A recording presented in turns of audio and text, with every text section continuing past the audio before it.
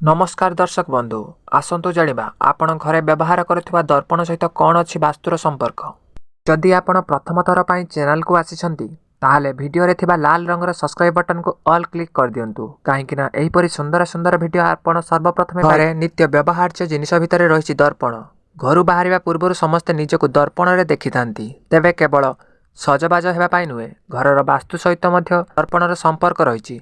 तेणु वास्तुशास्त्र रे दर्पण पाई किछि नियम रही यथा एकाधिक दर्पण को जोड़ी गोटे बड़ दर्पण प्रस्तुत करने उचित नुहे कारण यह द्वारा व्यक्तिर शरीर प्रत्येक दर्पण रे अधा अधा देखा जाए। वास्तुशास्त्र अनुଯାयी यह आदौ शुभ नुहे।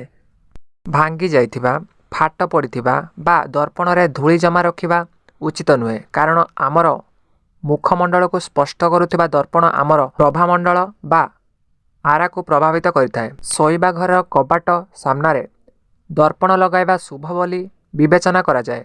दर्पणर आकार बड़ हेले मध्य ओजन कम हेबा उचित।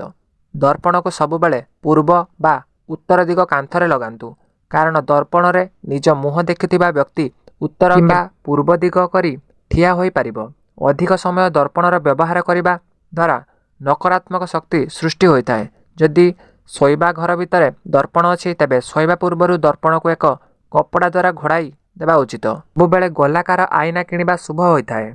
भिडियोटी थिला आपणक पई। नमस्कार, जय जगन्नाथ।